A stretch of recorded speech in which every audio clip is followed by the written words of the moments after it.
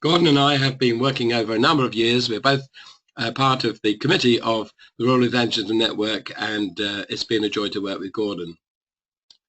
Are you there, Gordon? Good evening and God blessings to you all. Looking forward to sharing with you this evening. About this concept of the seasonal cycle. Hello, Barry. Yes, particularly in rural areas, we're quite familiar with seasons and cycles. And this thing you've got there in front of you will kind of like explain more or less how the world sees a thing, the general society, where it's spring term, Easter, summer term, summer holidays, autumn term, Christmas, and then we build into that what the church engages with the world in the church seasons, and then we think about events that are happening internationally, nationally, or even locally, right in our own communities as well. And so the idea is that rather like in the rural areas where we would do planting and reaping and harvesting at different times, so as we look through the year, we look at the things that are happening and see, well, how can we missionally engage that links in with those patterns of things that are already there with people as well. And this particular tonight we'll be thinking the winter season, which broadly is December through to February. So let's mark that. Okay, and now this diagram is one of the handouts, and you'll find that there are 5 handouts. You can download those. You'll find those on your control panel. Feel free to download those at any time, and you can either do it at the end or even while you're listening you can download. But don't worry if you miss any of them, they are all available on the Rural Mission Solutions website, so you can pick them up there. Now, when Gordon and I did one for autumn, we had about 6 major events, and we provided ideas and suggestions and resources for 6 major events, some of which have passed, some of which are yet to come, including Bonfire Night. But we've got a number of other things. I do apologize. I thought I'd shut that program down. Perhaps you just help us with this, Gordon, as we think about these events. Now, we need to say that Gordon and I come from 2 different Christian traditions. Gordon, you're an Anglican. Indeed. And on the Anglo-Catholic side, really. I'm a congregational minister, and I've been working ecumenically for a long time. So we represent the Free Church and the Anglican traditions. And I want to say that when we're thinking particularly about Christmas, how important it is to think about working ecumenically. Now, shortly after Christmas, there is the Week of Prayer for Christian Unity, and it always seems ironic to me that often there's that Week of Prayer for Christian Unity, and over Christmas we've tended to do our own thing. So is it early enough to say that if there is another church in your village or other churches in your village, please, will you talk with them, find out what they would like to do, find out how you can work together and work to your strengths. Now, it might be that doing some things in a chapel is a better thing than doing it in a big church. Sometimes it's better being done in the large church. So work out where's the best place and think about other partners. You know, if you can actually engage with the secular community, with the parish council, with the school and so on, and get them involved in your planning and ideas, well, you'll find that really, really positive, very, very helpful. So all of that's important. And together, one of the things you could do is flag up the fact that during the winter months, there'll be some people in your community, elderly people perhaps, or other frail people who need a little extra care. So have a plan, work it out, and work it out between the secular and the Christian societies. Don't just leave it to one body of people. So, as the I think at this time of year, as far as most people are concerned in the society around us, there are 2 events, and that's Christmas and New Year. However, interestingly, certainly in my tradition, there are a number of other events, and the 2 particularly here I mention are Advent and Candlemas, which is the presentation of Jesus in the temple, which for us ends Christmas season. That's the 2nd of February as well.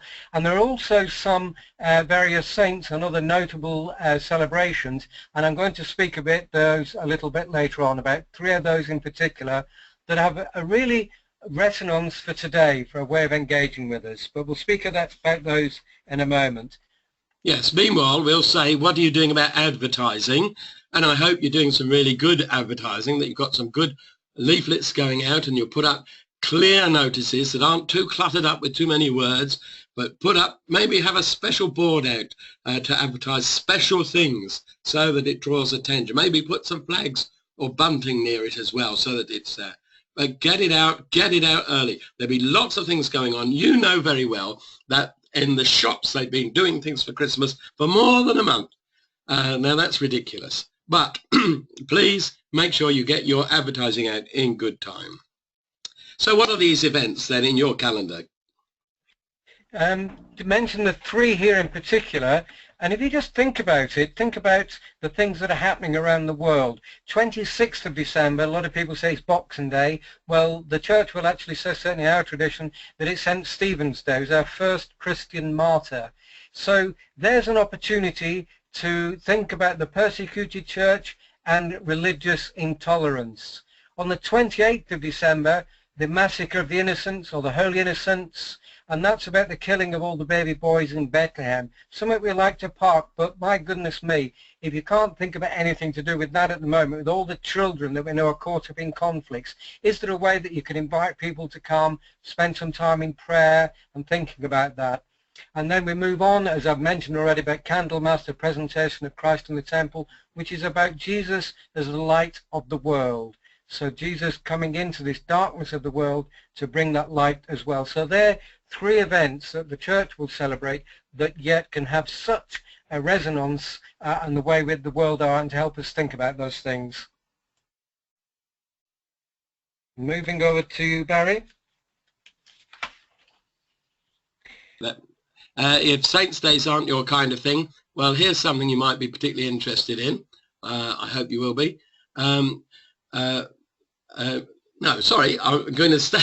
We've rejigged this slightly. Gordon, say something about Christmas near you. Yeah, this is really an extension of a church near you, which is something you can find through the Church of England website. And exactly, Barry, a church near you is fairly familiar. So folks these days will find out much of their information through the website. So they're going visiting somewhere, maybe having a holiday or whatever, and they may think, well, it's Christmas, maybe we ought to go and pay a visit to the church. I wonder what's going on. How do they find that out?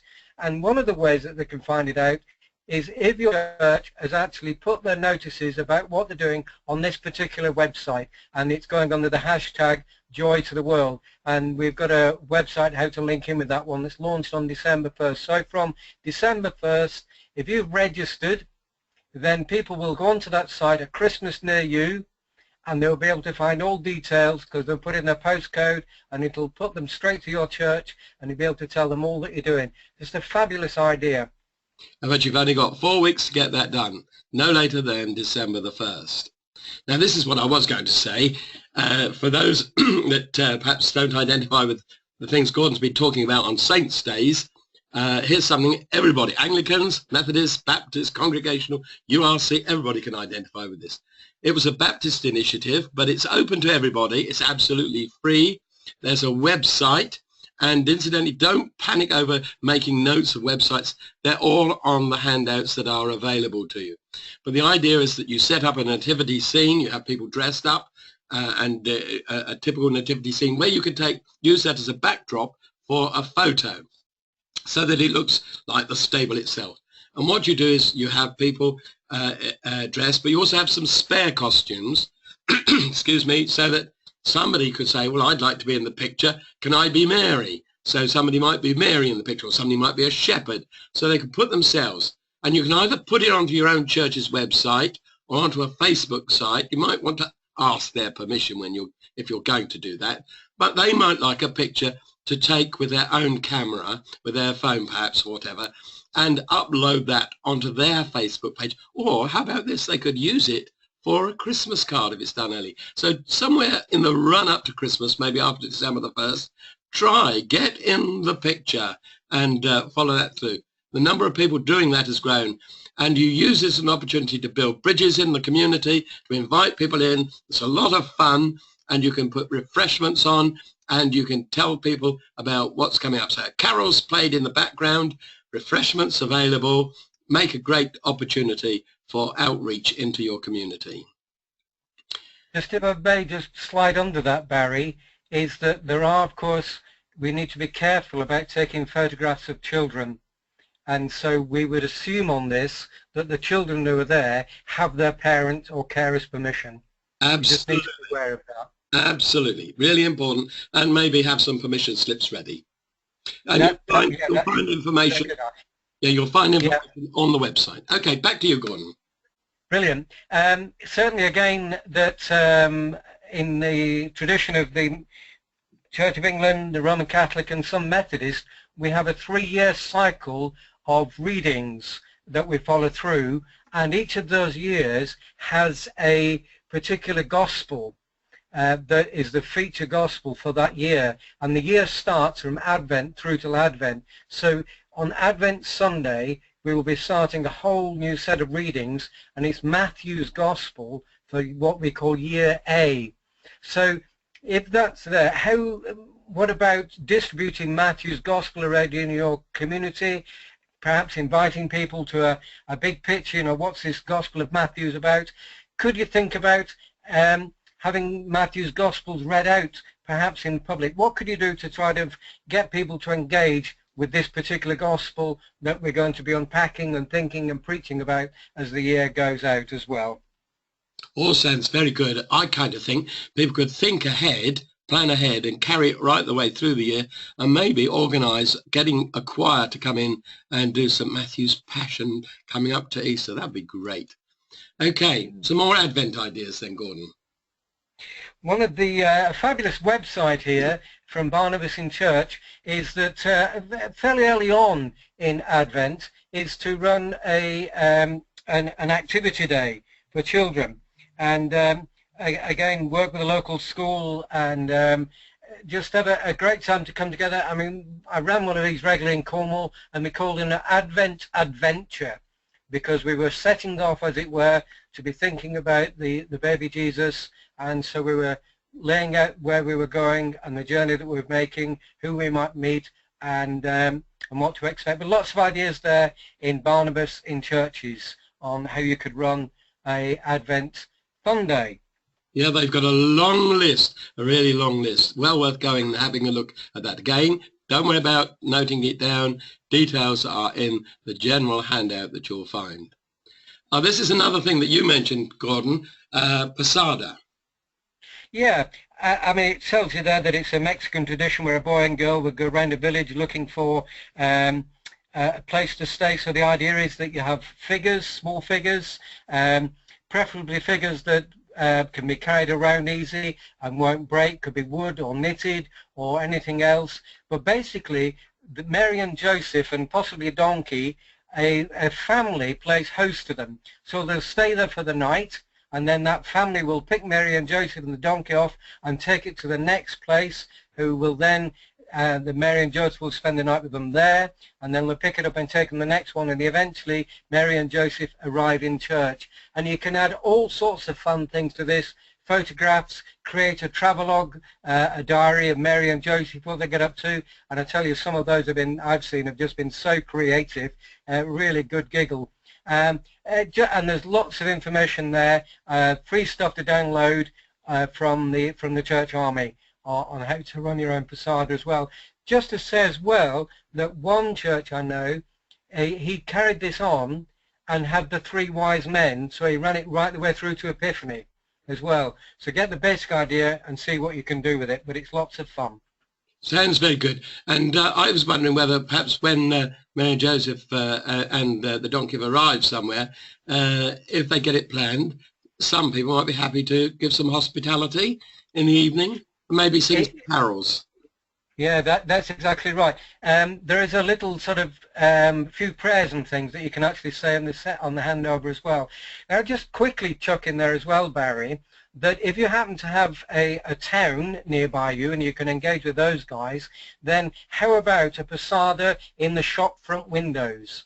So make a, if you like, an advent calendar of the shop windows with the Mary and Joseph figures making the journey through, and you just use your imagination. It will go off all ways, inviting people to go and find where Mary and Joseph are now, go and find some angels, go and find some shepherds. Just great, just have some fun. The idea is there, and you can just expand it in all sorts of ways once you start. Super. Gordon, Felicity has asked a question. She's asked about the Christmas near you, how to do that. There is a website, isn't there? I know you've mentioned it already. It should be in our handout, but if there's something missing from our handout, email us and let us know. But Gordon, do you remember what that web address was for Christmas near you? It was simply www.achristmasnearyou.org. Say it again. www. All one word, lowercase, achristmasnearyou.org. Thank you for that. Okay. So we move on and thinking again about all the different things that can be done during Advent that makes us a bit, it could seem, oh, we're very, very busy, all these events going on. And you're quite keen about slowing things down. Is that right? I really, this is something that it is really very close to my heart, because the frenetic pace and people are pushing and shoving so this is the church just saying, can we create some space where you can come and sit and relax and think and reflect? And you could do it in an evening, or one church I know does it on a Saturday morning, concluding with a simple lunch, and they start their sort of Saturday morning slow down Advent by having a very simple unadorned crib, which they just put night lights. So it's just of saying, here we are, we're waiting and we're ready, but we just want to slow things down and reflect a little bit of this journey that we're making and what it really is all about. Okay, and we've got some more slow down ideas, I think. These are some of the themes, of course. A number of us will have Advent candles, and there's a whole range of themes that run through the 4 weeks of Advent. I've just mentioned some here. You could be thinking about the prophecies and promises about Jesus in the Old Testament. You could hope, joy, peace, love. A very common one these days is God's people, the Old Testament prophets, John the Baptist and Mary. When you come together for these sort of Saturday mornings or evenings, it could be that these could be ways that you could, this is what you'd reflect on, one of these ideas as you make that journey towards the celebration of Christmas itself. And again, if people have home groups, they can perhaps follow these themes through with just gentle home groups, making it quite relaxed, which is really important thing. Now, some churches also have book clubs, but we thought that maybe you could also use the Advent period to have a focus on a book. So here are some titles. Perhaps Gordon will talk about the first two. Yeah, Walking Backwards to Christmas, Stephen Cottrell, nothing to do with a goodies song back a ways, you might remember that one. But here Stephen Cottrell takes the event and then goes backwards and follows it right the way back into the Old Testament. So it's a fascinating way of meeting some of the characters. Similarly with Journey to the Manger with Paula Gooder, what Paula does here is to try and sift out what is the actual core gospel message and what have we in our gospels and what's been added to. And she doesn't do it in any sense saying nasty stuff, we shouldn't have all these kind of like legends and whatever, but she said let's just be understanding where they are, where they come from, what is the gospel message, in a lovely accessible way. She just unpacks that so we get a bit of a clearer idea of what our gospel message is and what the gospels actually tell us about this event and what we kind of like added to it to add some colour to it. Very good. Thank you, Gordon. The third book there, Might There Be More to Christmas, is a new publication from the Bible Society. So that's available from the Bible Society website. If it's not on our handout, just Google Bible Society and you'll find their resources. They've got other Christmas resources and there are a number of other organisations that have special resources for Christmas. I think there'll be some things on the Hope website. We might mention that later. There'll be some things on various other websites where people do publications. Scripture Union, I know, have got new booklets for children, so there's quite a lot of material. Have a good look around, but some of these information will be in our handouts. Okay, Gordon's going to tell us something about decorating a bus stop. Indeed. If you're going to Foy in Cornwall, just as you enter into Foy, you will find that somebody has actually got a bus stop that's all decorated out and throughout the year. But the idea here is if you've got a bus stop, a bus shelter maybe in particular, could you make it into a nativity set? And it's as simple as that. Could you kind of adopt it and make it something that speaks about Christmas? Just an idea. So that's Foy down in Cornwall, where Gordon used to work in the Diocese of Truro. But if you Google bus stop Christmas, you'll find a number of illustrations. I'd like to say something about Sing Christmas, which is based on Leicester. Radio Leicester runs a programme at Christmas time with community carol singing. And what happens is that all the pubs, well, not all, but a large number of pubs in Leicestershire, it's county-wide, will tune in to Radio Leicester, and we'll have the radio turned up so that people can hear everything, and everybody joins in the carols where they are. And this has become a major county-wide event. Now, it may happen in your county, in your area, but if not, maybe something you could see if you could plan. Great opportunity. And we get the Christians to go out into the pubs for these occasions and sit with other people, not to overtly evangelize, but maybe to just to chat and build friendship. And Hope have got something special, haven't they? That's a free carol book, I believe. It's a free carol book that particularly picks up the Christmas #1 that's celebrating 200 years, the Silent Night. So it's a little booklet that explains something about Silent Night with some carols in as well. And that's a free one to download from Hope.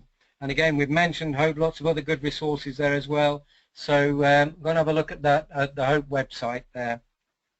Right, that's Hope Together, I think it's called now. Together. Okay. Now, we've got a series here. There's a number of ideas and suggestions we want to suggest about how to take the Christmas story out of your church and into the community.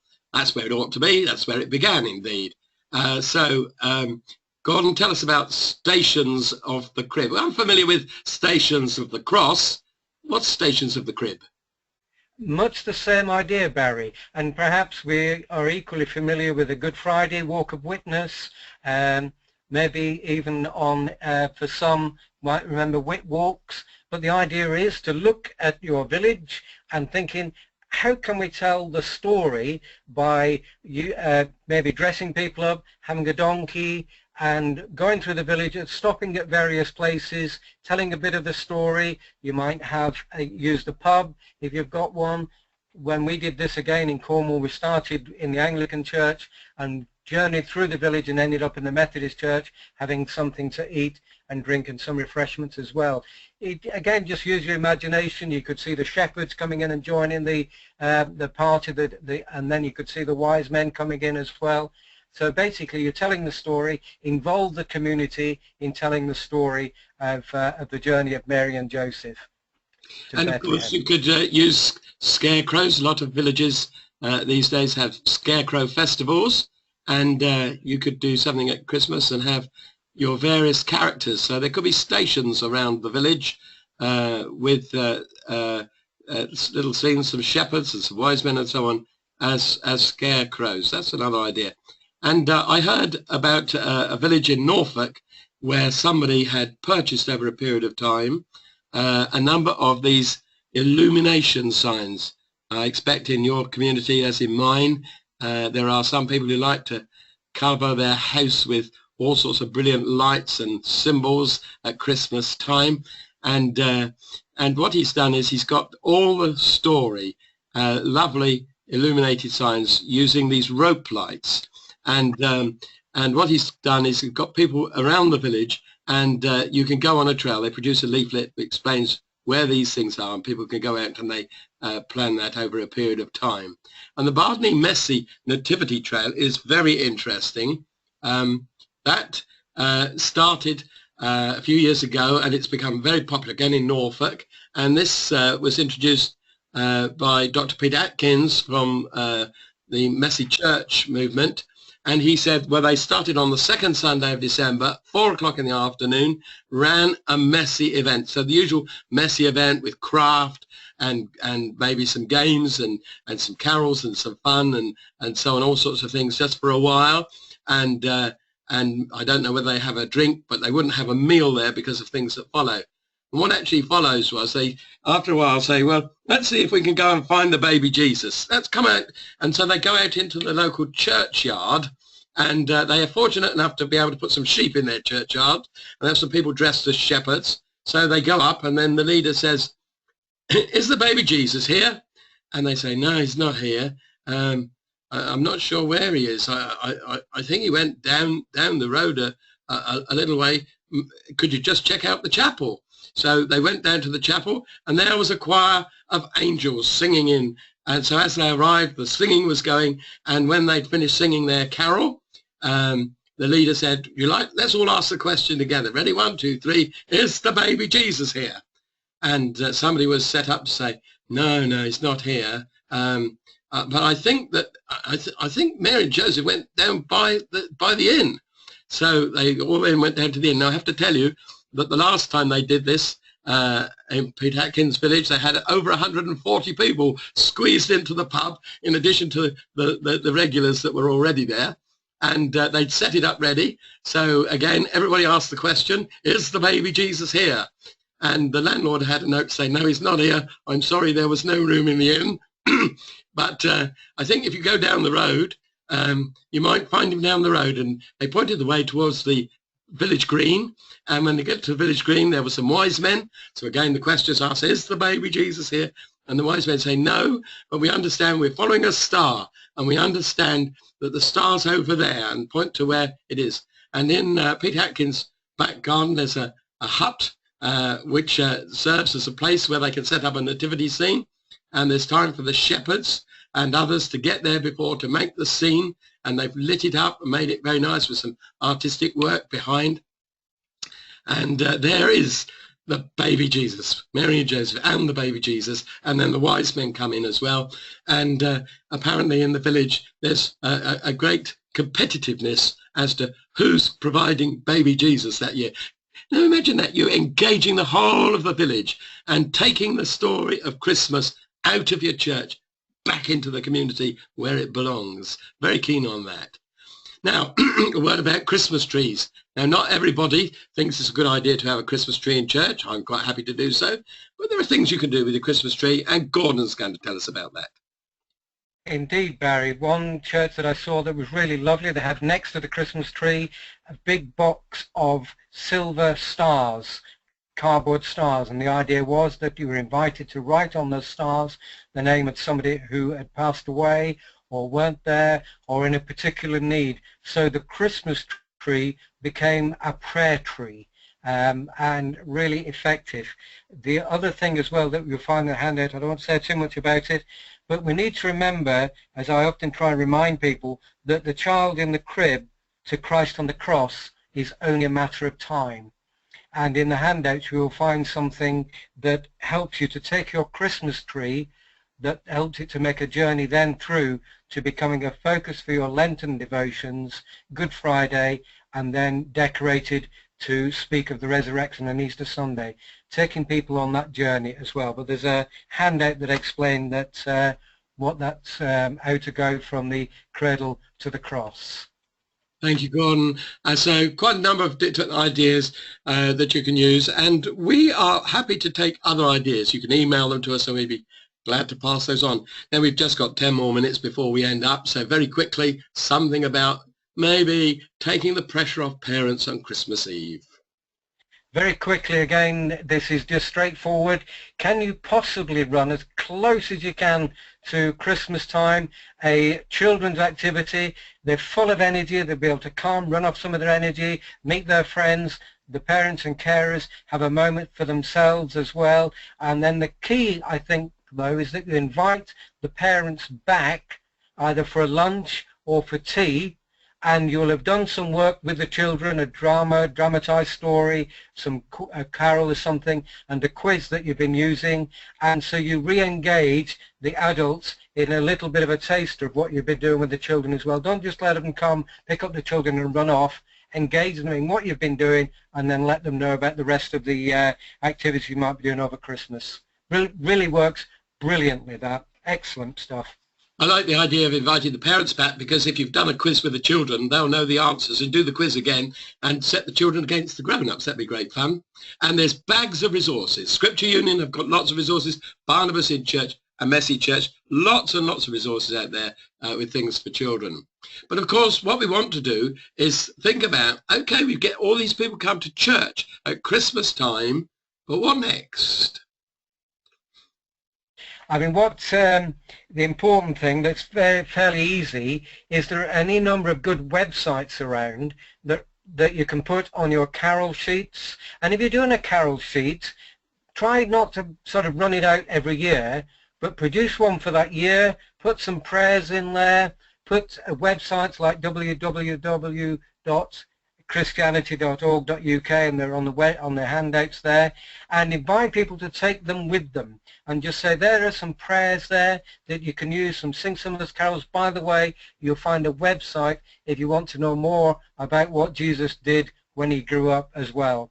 And with that, as we've talked about here, is that recognizing that folks will be coming from perhaps a wide area, and so we may not be able to engage with them directly, but we can at least put some websites and something in their hand so they can follow it up later on themselves.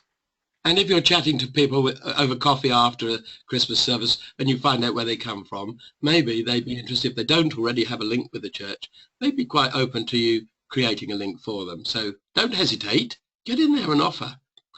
Okay, and have takeaways. Now, I think, Gordon, we need to move on a bit, but people can make a note of soul food and that website, because I know this is a particularly important one for you, but I don't think we've got enough time to spend on it. But again, I think it's in the handouts, but that soul food thing is fine. If it's not there, Gordon's email address is in the handouts, and you can contact him.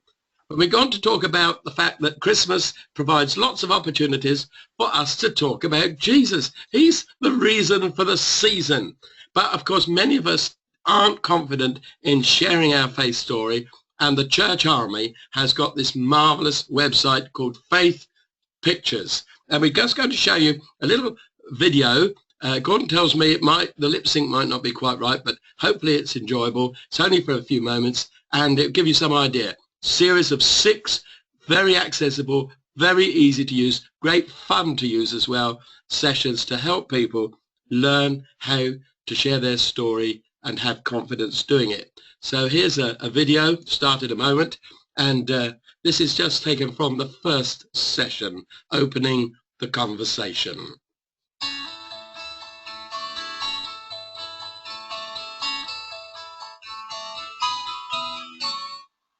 I was on a bus journey, rail station to my home, and sitting behind 2 ladies, maturer ladies, and listening into their conversation and trying to pretend I wasn't, as you do.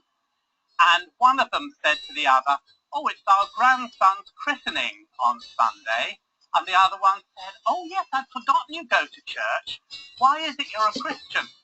And the first one said, "Oh, you can't possibly ask me something like that. You have to ask the vicar." And I was sitting behind them, willing her, "Go on, say something. Anything will do." And eventually she said, "I do find the services very peaceful, and I like that." And the other one Sorry. said, "Oh, peace. I can tell you all about peace. You should come to my Pilates class. It's the most peaceful point of my entire week." And to my disappointment, the conversation ended with the first one writing the time of the Pilates class in her diary. The other one didn't even get an invitation to the christening. And ever since I heard that, I've been thinking to myself, there must be something we can do to help Christian people when they've got a wide open opportunity to talk about their faith. Not to think, oh, this is an embarrassment, but to think, oh, this is an opportunity. So the discussion would follow on. Perhaps what would you say to somebody who asks you the question, why do you go to church? And doing it in a group makes it fun and ever so easy to do. Now, Christmas will soon be over, and then the next big thing, of course, is the end of the year and New Year. Some of you will have perhaps prayer meetings or something on Christmas, on New Year's Eve, and maybe running it over to New Year's Day, maybe having a short celebration service and have some worship and praise. And those of you that have got bell towers, well, opportunity, ring the bells and celebrate. And chance to talk perhaps about promises, new resolutions, and also broken promises and forgiveness. So opportunities that link in with that. And then we come to Epiphany, which is about the revelation of Jesus Christ as the Son of God and Saviour. It's about revelation, the appearing, the manifestation of Jesus. Go on, you so, go on. So one of the things we can do here is, they said, we've got these people around us who maybe have come and engaged with us over the Christmas time. Hopefully we can be thinking about saying, well, if you really want to know more about the child in the crib who became the Christ on the cross, then we are running this simple course. It could be Alpha, Christian Explored, the Pilgrim course, whatever it is, to try and help people to make that journey. But it's again thinking always what next steps can we help them, rather than you've just not sort of come for the Christmas time and that's it, job's done, I'll see you next year. No, how can we encourage them to take and to continue that journey of exploration? And another way in which you could help people is perhaps with a free version of Luke's Gospel in contemporary English. Now, I have a small supply of these, and I'm happy to send one post-free to anybody that would like to contact me. If you have someone on the fringe of your church and you're willing to, on a one-to-one basis, offer them this and encourage them to read Luke's Gospel. Now, it's got very well illustrated, it's got help pages, information, and it's got testimonies in it. And I would suggest maybe you could offer it to somebody and say, look here, I've been given this as a gift. It's a contemporary translation of one of the Gospels. I'm interested in knowing how people perhaps find this. Would you mind reading it? If you could find about an hour, you could read it through and let me know what you think about it. I'd be ever so grateful. Now, if you could be a bit cunning like that and do that, well, then perhaps you'd help somebody to discover this. So here it is. It's a lovely free book, and it's available to you. Just contact me. My email address is in the handout, so you'll have it. Barry, if you've got a, can I just say, if you've got a coffee morning regularly, could that be something you might just walk around with some of the folks there? That you know, if you've got people particularly sort of like come from outside the church, and just as you sit having a coffee with them, and then invite them to come back again to coffee morning and pick it up. Yeah, well, there are a number of ways. One church used it as kind of a part of their reading club, and they did it, went through it together and talked about it together.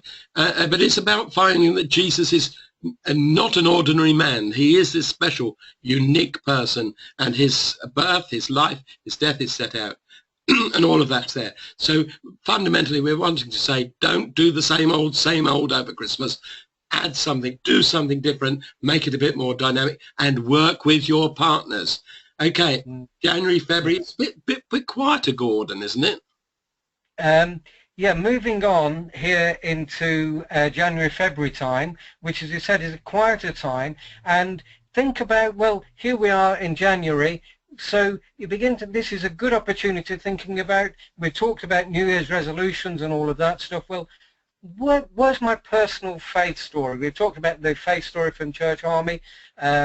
you might be able to sort of pick up something of that again and take that on and develop it a bit further. But think about people's faith stories. And then in the February, what about talking about your faith community story?